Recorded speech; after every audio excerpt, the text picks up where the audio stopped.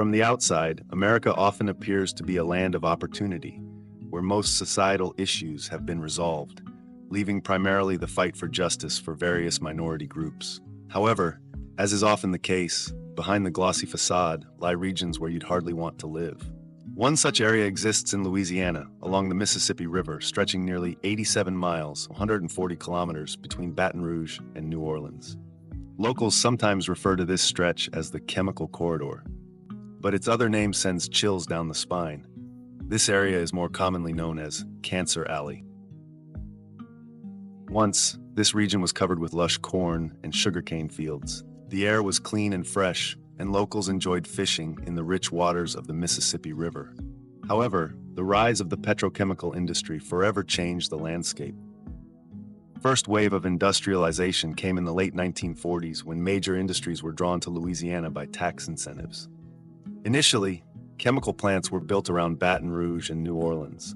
Gradually, though, they spread along the Mississippi River, which served as a convenient transport corridor for raw materials and finished goods. For generations, a significant portion of the local population has been African American, descendants of enslaved people who once worked this land. At first, they welcomed the arrival of factories, hoping for better jobs than they had previously known. But their naive dreams soon shattered against harsh realities. Factory owners brought in workers from outside the area, most of whom lived far from the polluted zones. Local residents were rarely hired, with companies citing various reasons. During the second wave of industrialization in the 1980s, when there was a surge of heavily polluting industries, job prospects for locals remained largely unchanged. Their average income remained among the lowest in the country. For example, in the small town of St. Gabriel, with a population of about 6,500, a mid-1990s employment study revealed that residents held only 9% of full-time jobs.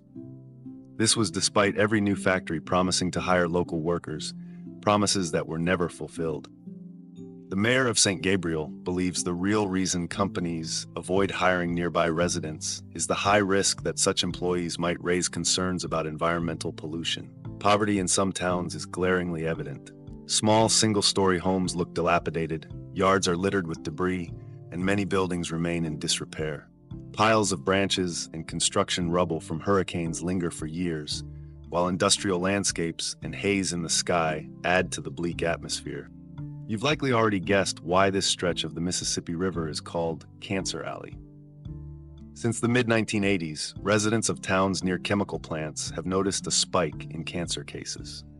This trend was picked up by journalists, and the chilling nickname stuck. Studies have shown abnormally high rates of lung, stomach, and kidney cancer among certain population groups. Official statistics vary, but cancer mortality in Louisiana is 15% higher than the national average. A significant issue is that many residents living near petrochemical plants don't seek medical help before their deaths due to financial or social barriers. For example, in St. Gabriel, about 20% of the population lives below the poverty line, one of the worst rates in the country. This benefits industrialists who are interested in downplaying the true number of cancer victims. In some areas, cancer mortality rates break records. At the heart of Cancer Alley lies the town of Reserve, with a population of about 10,000.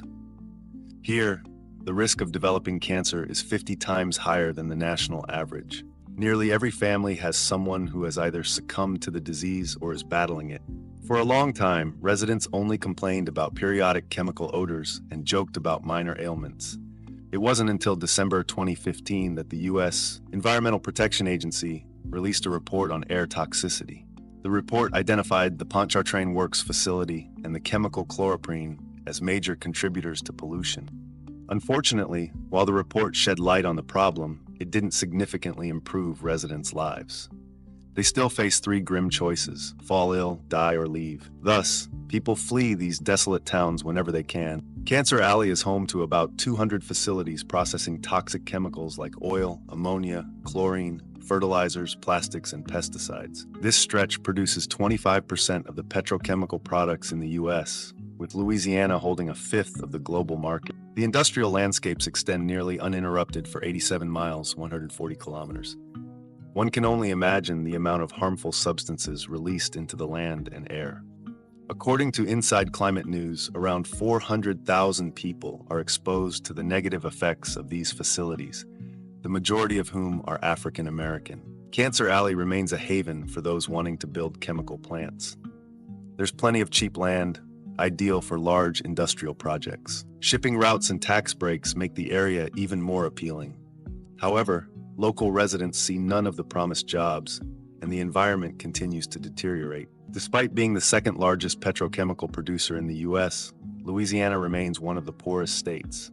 Officials seem more concerned with industrialists' interests than the well-being of local residents. In 2021, President Joe Biden signed an executive order aimed at protecting public health, the environment, and addressing the climate crisis. He specifically mentioned Cancer Alley, giving the region hope for positive change. However, it seems any transformation is more likely to come from local activists than politicians. That's all for today, friends. I hope you found this interesting. Share this video and leave your thoughts in the comments.